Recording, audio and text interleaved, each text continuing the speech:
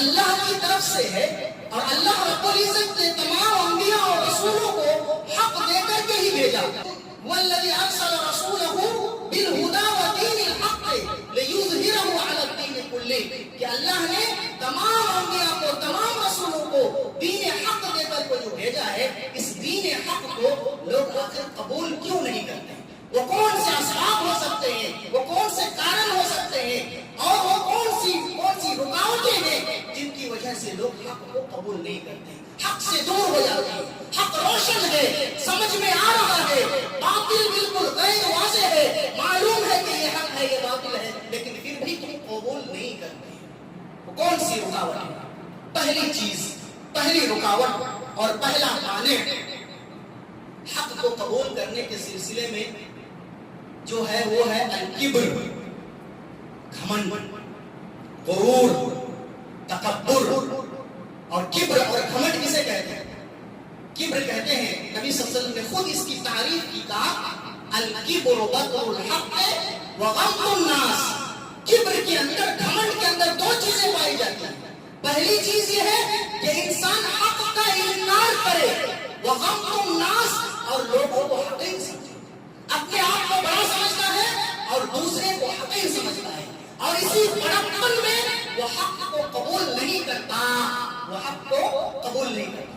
قرآن مجید میں اس کی بہت ساری مثالیں ہیں، بلکہ اگر میں آسمان سے شروع کروں اور زمین کے اندر آؤں تو آپ کو پتا چلے گا کہ حق کو قبول نہ کرنے کے سلسلے میں بہت بڑی رکاوٹ اور بہت بڑی چیز جو ہے وہ کبر ہے، گھمنڈ ہے.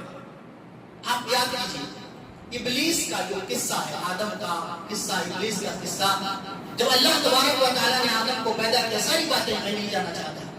وہاں اللہ نے جب سب کو سجدہ کرنے کے لیے کہا تھا، وَإِذْ قُلْنَا لِلْمَلَائِكَةِ اسْجُدُوا لِآدَمَ فَسَجَدُوا إِلَّا إِبْلِيسَ أَبَىٰ وَاسْتَكْبَرَ.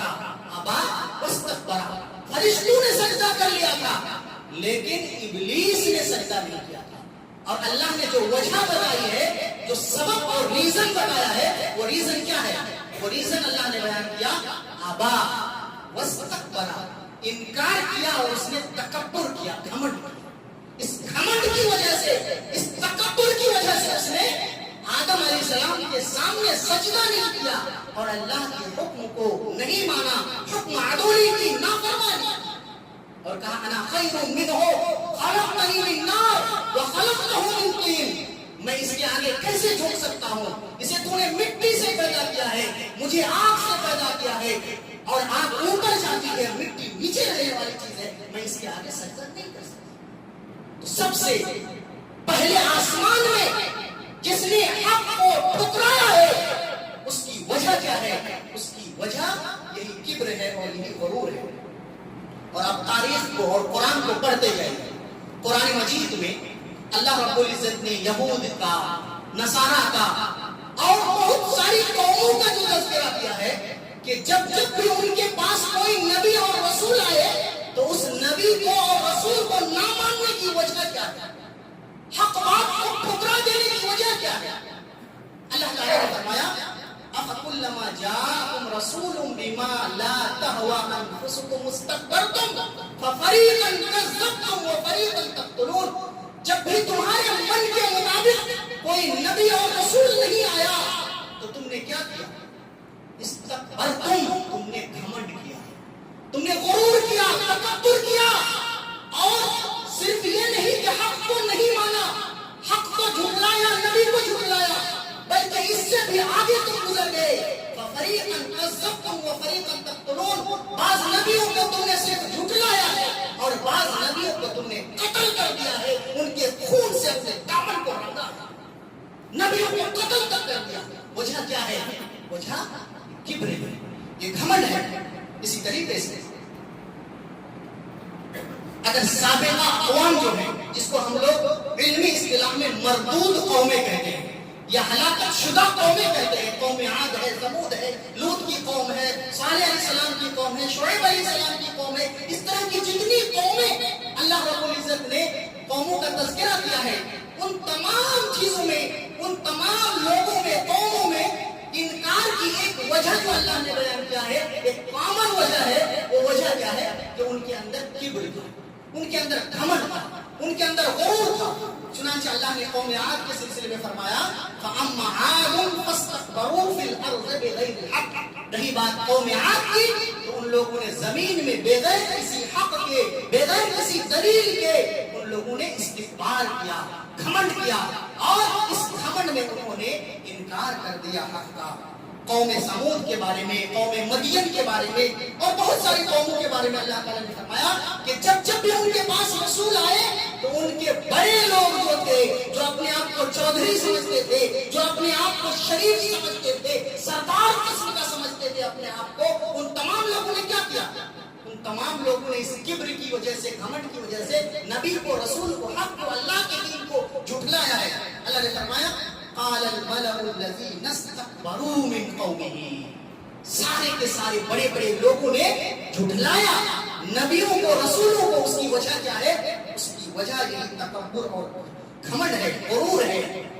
اسی طرح اللہ تعالیٰ نے فرعون، جس نے انا ربکم الاعلی کہا تھا، میں ہی سب سے بڑا رب ہوں، فرعون، قارون، حامان، ان تمام لوگوں کے سلسلے میں فرمایا کہ جب ان کے پاس موسیٰ علیہ السلام آئے واضح نشانیاں لے کر کے، بینات لے کر کے، تو ان تمام لوگوں نے تکبر کیا، گھمنڈ کیا اور موسیٰ علیہ السلام پر ایمان نہیں لائے. اللہ نے فرمایا وقارون وفرعون وحامان ولقد جاءهم موسیٰ بالبینات فاستكبروا في الارض وما كانوا سابقین.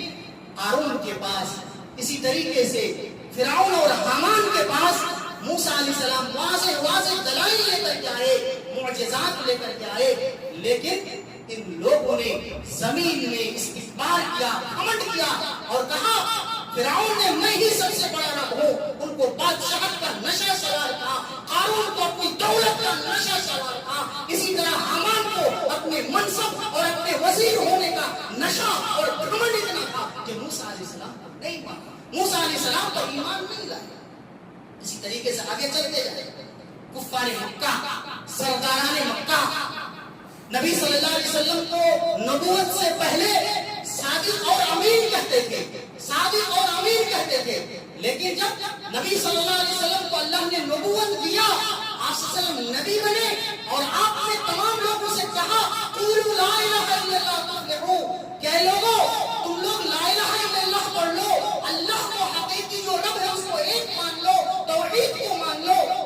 تو ان تمام لوگوں نے نہ صرف نبی صلی اللہ علیہ وسلم پر زبان درازی کی، ابو لہب نے نہ صرف زبان درازی کی، ابو جہل نے نہ صرف زبان درازی کی، اسی طرح سرداران قوم نے نہ صرف زبان درازی کی بلکہ نبی صلی اللہ علیہ وسلم پر دست دراز ہوئے، دست درازی کی. نبی اور صحابہ پر ظلم کے پہاڑ توڑے گئے. نبی صلی اللہ علیہ وسلم کے بعد صحابہ کو مکہ کے اندر قتل کر دیا گیا، ان کے خون سے ہولی ہوئی. یہ کفار مکہ صرف اتنے ہی لوگ نہیں رکے بلکہ کفار مکہ، سرداران مکہ ایک مرتبہ دار الندوہ میں جو مکہ والوں کا پارلیمنٹ تھا، اس پارلیمنٹ میں ابو جہل سمیت بہت سارے سردار جمع ہوئے. کہا کہ محمد کا کیا ہوگا، اس کے سلسلے میں رائے کو کیا کیا جائے. بعض نے کہا دیش نکالا دیا جائے، جلا وطن کر دو. بعض نے کہا ہتھکڑیوں میں، بیڑیوں میں باندھ کر گھر میں اسے بند کر دو، ایسے ہی بغیر کھائے پیے مر جائے گا. ابو جہل نے کہا تھا ہر قبیلے سے ایک ایک نوجوان کو لیا جائے اور ہر ایک کے ہاتھ میں ننگی تلوار دے دی جائے اور سب کے سب نبی پر ایک ہی مرتبہ وار کریں جب نبی سو رہے ہو، اور پھر اس کے بعد نبی کا خاتمہ ہو جائے گا. نبی کے قبیلے والے ان تمام قبیلے والوں سے قصاص نہیں لے سکیں گے اور پھر دیت پر راضی ہو جائیں گے. ہم سب لوگ مل کر کے عقل اور دیت دے دیں. سارے لوگوں نے اسی پر اتفاق کیا. چنانچہ بل پاس ہو گیا پارلیمنٹ میں کہ نبی کو قتل کر دیا جائے گا. گھیراؤ کیا اللہ رب العزت کے حکم سے. جبریل آئے، جبریل نے کہا کہ اے نبی آپ اپنے گھر سے چلے جائیے. آپ نے علی کو سلایا، اپنی چادر اڑائی اور نکل گئے. وَيَمْكُرُونَ وَيَمْكُرُ اللَّهُ وَاللَّهُ خَيْرُ الْمَاكِرِينَ. یہ سب کے سب ایسے ہی گھیرے رہے نبی کے گھر کو اور نبی نکل گئے، کسی کو پتہ نہیں. تو نہ صرف انکار کیا ہوتا بلکہ نبی کو قتل کرنے کی سازش کی، نبی کے گھر کا گھیراؤ کیا. لیکن اللہ رب العزت کی تدبیر کے آگے انسانوں کی تدبیر کی کوئی وقعت نہیں، کوئی اہمیت نہیں. سب کے سب کھائے کو حاصل ہوئے، نادم ہوئے، شرمندہ.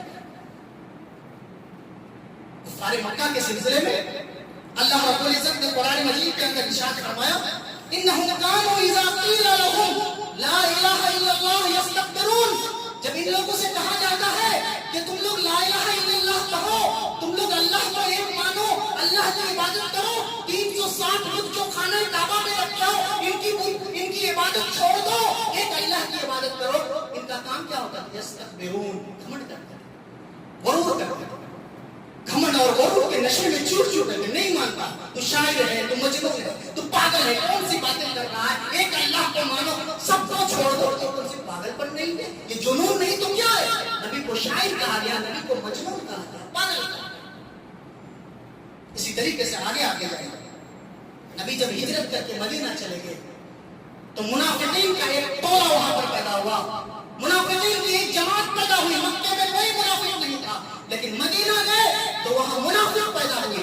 منافقوں نے اللہ کے رسول صلی اللہ علیہ وسلم کی بات کو نہیں مانا. وجہ کیا تھی؟ وجہ یہی تھی کہ ان کے اندر کبر پیدا ہو گیا تھا، گھمنڈ پیدا ہو گیا تھا. اللہ تبارک و تعالیٰ نے قرآن مجید کے اندر ارشاد فرمایا وَإِذَا قِيلَ لَهُمْ تَعَالَوْا يَسْتَغْفِرْ لَكُمْ رَسُولُ اللَّهِ لَوَّوْا رُءُوسَهُمْ وَرَأَيْتَهُمْ يَصُدُّونَ وَهُمْ مُسْتَكْبِرُونَ. منافقوں سے جب کہا جاتا ہے کہ تم لوگوں کے لیے نبی استغفار کریں گے، تمہاری بخشش کی دعا کریں گے، تم لوگ نفاق کو چھوڑ دو، تو آپ ان کو دیکھیں گے کہ اپنے سر کو موڑے ہوئے، سر کو مٹکائے ہوئے ایسے وہ لوگ بھاگ جاتے ہیں اور اس سمجھ میں چور رہتے ہیں کہ نبی کی بات کو، حق بات کو قبول کرنے کے لیے تیار نہیں ہوتے. تو میں نے کہا آسمان سے لے کر کے تمام انبیاء کی تاریخ کو آپ دیکھیے، قرآن کو پڑھیے، آپ کو معلوم ہوگا سیر اور واقعات کی روشنی میں کہ لوگوں نے حق کو قبول نہیں کیا. اس کی ایک بڑی وجہ کیا تھی؟ اس کی ایک بڑی وجہ یہی کبر اور گھمنڈ ہے.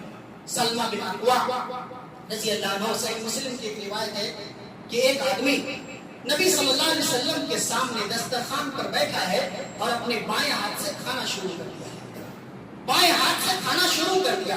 آج کل اسٹائل ہو گیا نوجوانوں میں، بائیں ہاتھ سے پانی پینا، بائیں ہاتھ سے کھانا کھانا، بائیں ہاتھ سے چمچ لے کر کے کھانا کھانا. یہ مسلمانوں کی بات کر رہا ہوں. یہ اسٹائل نہیں، یہ فیشن نہیں، یہ کلچر نہیں ہے، یہ شیطان کی تقلید ہے، شیطان کی اتباع ہے، شیطان کو فالو کر رہے ہو. ایسے تمام لوگ جو اپنے بائیں ہاتھ سے کھاتے اور پیتے ہو بغیر کسی مجبوری کے. آپ نے کہا اس آدمی سے کل بھی یمینک، اپنے دائیں ہاتھ سے کھاؤ، اس ہاتھ سے کھاؤ، دائیں ہاتھ سے کھاؤ. اس آدمی نے کہا لا استطیع، میں دائیں ہاتھ سے کھا نہیں سکتا، میں دائیں ہاتھ سے کھا نہیں سکتا. میرے نبی نے تو تمہیں نہیں کہا لستطعت، تو کبھی استطاعت بھی نہیں رکھ سکے گا، تو کبھی طاقت بھی نہیں رکھ سکے گا، تمہارے اندر کبھی طاقت نہیں ہوگی کہ تم دوبارہ آج کے بعد دائیں ہاتھ کو اٹھا کر اپنے منہ میں کوئی دانا ڈالو، پانی ڈالو، اس کی تمہارے اندر طاقت نہیں ہوگی. آپ نے کہا تھا وما منعه الا الكبر، اس کو دائیں ہاتھ سے کھانے سے کس چیز نے روکا تھا؟ کبر نے، گھمنڈ نے روکا ہے. حدیث میں ہے کہ یہ آدمی کبھی بھی اپنے دائیں ہاتھ کو اپنے منہ کی طرف نہیں لے جا سکتا. یہ کبر کی وجہ سے لوگ